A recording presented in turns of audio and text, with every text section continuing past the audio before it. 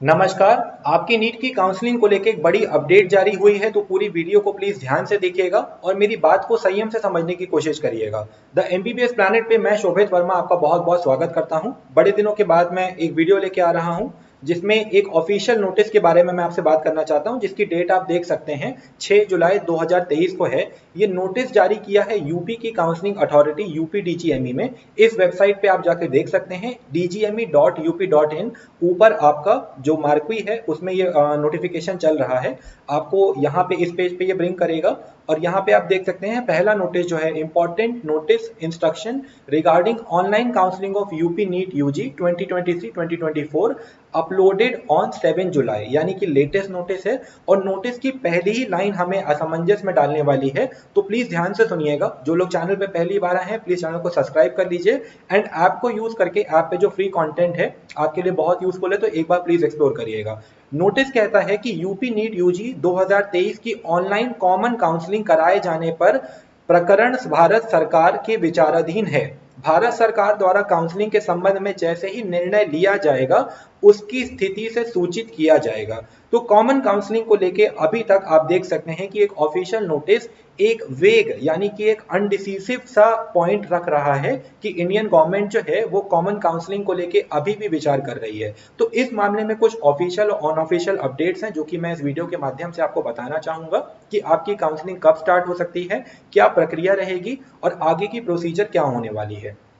2 से 3 दिन पहले एमसीसी की काउंसलिंग की वेबसाइट अपडेट हुई थी। मैंने आपको पहले की वीडियोस में बताया था या फिर आपको और भी सोर्सेज से पता चला होगा कि जब एमसीसी की वेबसाइट अपडेट होती है तो वहां पे काउंसलिंग के स्टार्ट होने की थोड़े से संकेत जो होते हैं ग्रीन सिग्नल की तरफ चले जाते हैं कि अब कभी भी नोटिस आ सकता है।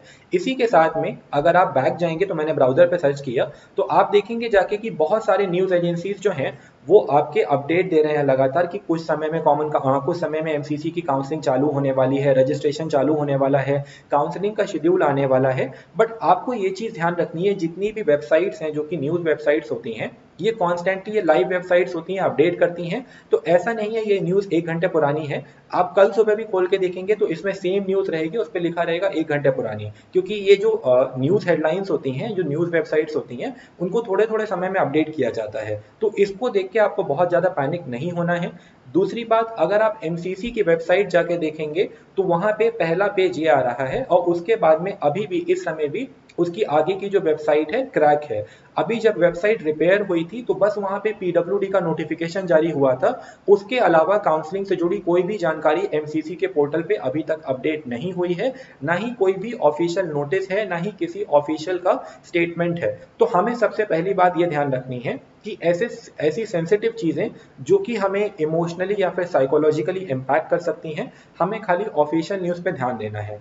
दूसरी बात, काउंसलिंग किसी भी तरीके से हो वो एक प्रोसीजर होने वाला है जिसको हमको फॉलो करना होगा, जिसके थ्रू हमें फिल्टर करना होगा, तभी हम अपने कॉलेज तक पहुंचेंगे। कट ऑफ का कयास आपको बहुत ज्यादा लगाने की कोशिश नहीं करनी है, क्योंकि वो चीज बस आपको परेशान होगी अगर कोई भी प्रोसीजर बदल जाएगा। वो प्रोसीजर पहली बार हो रहा होगा, एक ठीक है, एक कॉमन पर्सपेक्टिव है कि उस पर थोड़ा सा लोग वो करेंगे, ऐसा हो सकता है वैसा हो सकता है।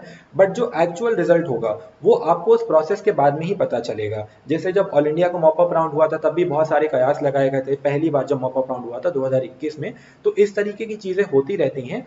बट अगर अभी आप इनको सोचेंगे तो आप बस परेशान होंगे और कुछ भी नहीं होगा। स्पेशली जिनकी रैंकिंग लो है वो, उनको ऐसा लगता है कि वो ज्यादा परेशान है, बट हाई रैंकिंग वाले ही उतना भी परेशान होते हैं, क्योंकि उनको ऐसा लगता है कि जो कॉलेज उनको मिल सकता था वो शायद अब ना मिले अगर कट ऑफ कॉमन काउंसलिंग की वजह से हाई हो जाता है। तो इन चीजों में प्लीज मत जाएं। अपने फोकस को, अपने अटेंशन को और अपनी पीस को बचा के रखिए, क्योंकि जितना ज्यादा आपका माइंड रिलैक्स्ड होगा उतने ही अच्छे डिसीजन आप काउंसलिंग में ले पाएंगे। अब आगे पढ़ते हैं यूपी के नोटिस को। बहुत सारे स्टेट्स ने अपने रजिस्ट्रेशन चालू कर दिए थे, जैसे कि तमिलनाडु हुआ, अरुणाचल प्रदेश हुआ। आईपीयू का रजिस्ट्रेशन आया था जिसकी वजह से बच्चों को ऐसा लग रहा था कि अब काउंसलिंग चालू होने वाली है। तो 2-3 बेसिक क्वेरीज को मैं और आंसर करना चाहता हूं, इसके बाद में इस नोटिस को मैं आगे पढ़ूंगा।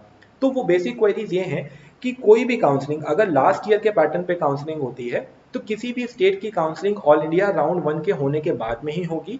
स्टेट्स के जितने भी मेजर स्टेट्स हैं, यूपी, राजस्थान, दिल्ली, हरियाणा, ये सारे स्टेट्स के जो रजिस्ट्रेशन होते हैं, रजिस्ट्रेशन कभी भी हो सकते हैं। मेरिट लिस्ट का डिक्लेरेशन हो सकता है। मेरिट लिस्ट का डिक्लेरेशन जो होता है वो रजिस्ट्रेशन होने के बाद में ही होता है। जितने बच्चे रजिस्ट्रेशन करते हैं उसके बेसिस पे ही स्टेट की मेरिट लिस्ट का डिक्लेरेशन होता है। तो मेरिट लिस्ट आएगी, वो चीजें आपको पता चल जाएंगी। दूसरी बात, स्टेट की जो काउंसलिंग होती है वो ऑल इंडिया राउंड 1 की काउंसलिंग के बाद में ही होने वाली है। अब बात करते हैं कॉमन काउंसलिंग को लेके। ये जो पहला पॉइंट है कि इसमें क्या संभावनाएं बन रही हैं और किस तरीके से चीजें हो सकती हैं। तो कुछ ऑफिशियल अनऑफिशियल सोर्सेज से जो हमारे पास में मिक्स न्यूज है वो ये है कि सरकार जो है, गवर्नमेंट जो है या एनएमसी है, कोई भी बॉडी आप मान के चलें, अथॉरिटी बोल लीजिए उसको, अथॉरिटीज जो हैं वो कॉमन काउंसलिंग की तरफ अपना झुकाव रखते हैं। वो कॉमन काउंसलिंग इस बार भी करवाना चाहते हैं, but still they are not equipped with the technology, rules and the procedure. उनको खुद भी क्लैरिटी नहीं है कि अगर वो कॉमन काउंसलिंग को इसी साल से इंप्लीमेंट करते हैं तो वो उनको किस तरीके से इंप्लीमेंट करनी चाहिए, क्या रूल्स रखने चाहिए। क्योंकि जो बच्चे लास्ट ईयर के हैं आप पूछ सकते हैं, या फिर अगर आपने लास्ट ईयर काउंसलिंग में पार्टिसिपेट किया है तो आप पूछ सकते हैं उनसे, या फिर आपको पता होगा कि एमसीसी भी एक काउंसलिंग का इंफॉर्मेशन बुलेटिन जारी करता है, जहां पे एक एक शब्द इतनी साफ भाषा में लिखा रहता है कि काउंसलिंग के रूल्स एकदम क्रिस्टल क्लियर हो जाते हैं। स्टेट के भी जब ब्रोशर आते हैं तो स्टेट काउंसलिंग के भी रूल्स वहां पे प्रॉपर तरीके से एक एक वर्ड, एक एक क्वेश्चन जो आपके अक्रॉस आ सकता है वो मेंशन्ड होते हैं। जो कॉमन काउंसलिंग को लेके लास्ट लेटर आया था जिसपे मैंने वीडियो बनाई थी, उसको पढ़ के भी ऐसा लग रहा था कि उन्होंने बस 10 या 20% चीजें सोच पाई हैं। बस एक कॉमन काउंसलिंग का उन्होंने एजेंडा बना लिया है कि कॉमन काउंसलिंग अच्छा रहेगा, चलो इसको करवा के देखते हैं। वो प्रोसीजर को लेके अभी खुद क्लियर नहीं है। प्रोसीजर बनाने के लिए जब आप किसी ऑर्गेनाइजेशन को चलाते हैं, किसी प्रोसेस को चलाते हैं, तो आपको उसके आगे के कॉन्सिक्वेंसेस को सोचना होता है और एक एक पॉइंट को ध्यान रखना होता है कि किस स्टेप पे क्या प्रॉब्लम्स आ सकती हैं, क्या चीज अच्छी हो सकती हैं और उन प्रॉब्लम का रेजोल्यूशन कैसे होगा। क्योंकि ये एक इतना बड़ा प्रोसेस है, इतने ज्यादा लोगों को इम्पैक्ट करने वाला प्रोसेस है जिसमें कि ग्लिच होने के कोई चांसेस नहीं है। तो उसमें बहुत ही ज्यादा थॉटफुल रह के एक प्रॉपर टीम, एक प्रॉपर ऑर्गेनाइजेशन बना के, कमेटी बना के चीजों पे विचार किया जाता है कि इस तरीके की चीजों को कैसे इम्प्लीमेंट किया जाए और कैसे उनके प्रोसेस को, ऑर्गेनाइजेशन को स्टेप बाय स्टेप क्लैरिटी के साथ में लोगों को डिलीवर किया जाए। तो यही कारण है कि कॉमन काउंसलिंग करवाने का एजेंडा होने के बावजूद भी अभी गवर्नमेंट डिसीजन नहीं हो पा रही है। प्रोबेबली उन्होंने अपने लिए कोई टाइमलाइन फिक्स करी है कि इस समय तक अगर वो कॉमन काउंसलिंग को निर्धारित रूप में, प्रारूप में प्रेजेंट कर पाए तो वो कॉमन काउंसलिंग के साथ में जाएंगे, अदरवाइज वो एमसीसी की काउंसलिंग के साथ में ही जाएंगे।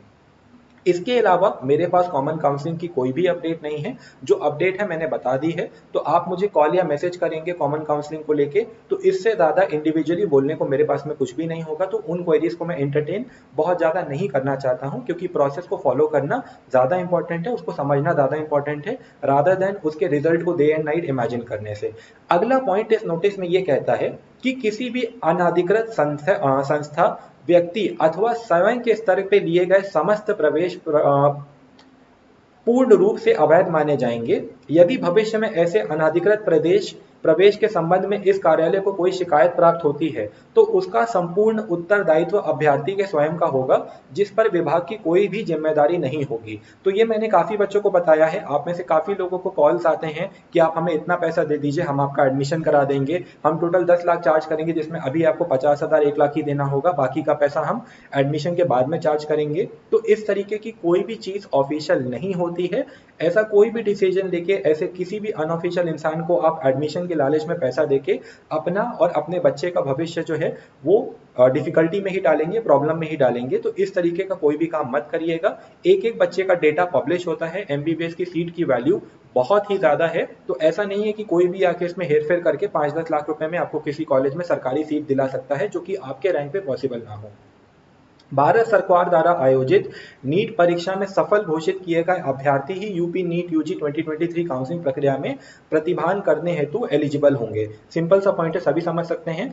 निजी क्षेत्र के मेडिकल कॉलेज में प्रवेश हेतु इच्छुक अभ्यर्थी काउंसलिंग चॉइस फिलिंग से पूर्व ही संबंधित कॉलेज के बारे में स्वयं संपूर्ण जारी करके अपने स्तर से प्राप्त कर लें। आवंटन के पश्चात किसी विषमता की स्थिति में इस कार्यालय का कोई उत्तरदायित्व नहीं होगा।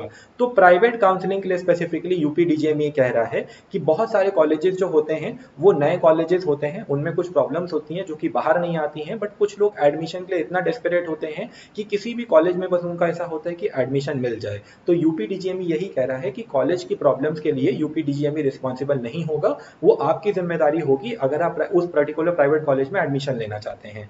प्रदेश के राजकीय यानी कि गवर्नमेंट मेडिकल कॉलेजेस में प्रवेश हेतु अभ्यर्थी को उत्तर प्रदेश का मूल निवासी होना आवश्यक है। ऐसे अभ्यर्थी जिन्होंने हाई स्कूल एवं इंटरमीडिएट दोनों परीक्षाएं उत्तर प्रदेश से उत्तीर्ण की हो, उनके लिए डोमिसाइल या सामान्य निवास पत्र आवश्यक नहीं होगा।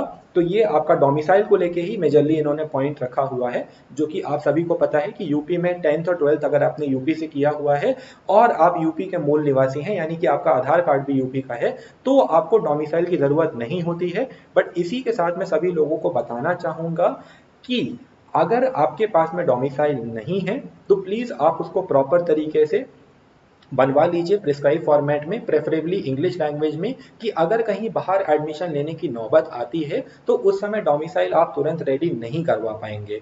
इसके अलावा जो ऐसे बच्चे हैं जिन्होंने यूपी से 10th और 12th नहीं किया है बट वो यूपी से बिलोंग करते हैं, उनके पेरेंट्स यूपी से बिलोंग करते हैं, उनका एडमिशन जो है वो डोमिसाइल के प्रोसेस पे होता है, जिसका प्रोसेस इस ब्रोशर में आगे प्रिस्क्राइब्ड है। इसके बाद में इन्होंने आपका यहाँ पे ऑफिशियल जो आपके रिजर्वेशन के संबंध में चीज़ें हैं वो दी गई हुई हैं। उसके बाद में एलिजिबिलिटी दी गई हुई है।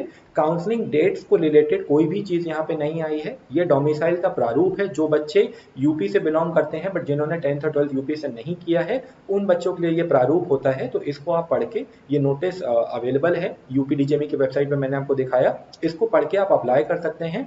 इसके अलावा काउंसलिंग डेट से रिलेटेड, मेरिट लिस्ट से रिलेटेड, रजिस्ट्रेशन से रिलेटेड किसी भी तरीके की जानकारी इस ब्रोशर में नहीं आई है। तो यूपी पहला स्टेट है जिसने कि ऑफिशियली ये चीज़ क्लैरिटी के साथ में कही है कि आपका कॉमन काउंसलिंग अभी भी पॉसिबल है। तो आपको जो चीज़ें हैं वो मैंने इस वीडियो में बता दी हैं।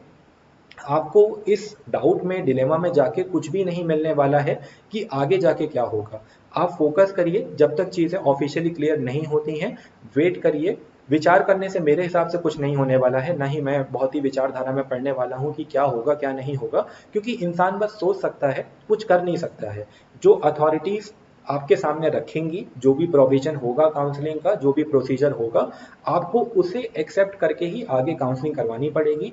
मेरे पास में बहुत सारे बच्चों की पेड काउंसलिंग की रिस्पॉन्सिबिलिटी है, तो मुझे भी उन रूल्स को कंप्लाई करते हुए बच्चों की काउंसलिंग को प्रोसीड करना होगा। क्योंकि जब आपके ऊपर रिस्पॉन्सिबिलिटी होती है तो आपको प्रोसीजर फॉलो करना होता है। मुझे पता है कि सोचने से कुछ भी नहीं मिलने वाला है, तो मेरा बस आप लोगों को एक एडवाइस यही रहेगा कि सोचें ना, प्रोसीजर का वेट करें। ये मत सोचें कि कब नोटिस आएगा, क्या होगा। जब आएगा तब से भी आपको सफिशिएंट टाइम मिलेगा। ऐसा नहीं कि नोटिस आते ही सीधे आपकी चॉइस फिलिंग चालू हो जाएगी।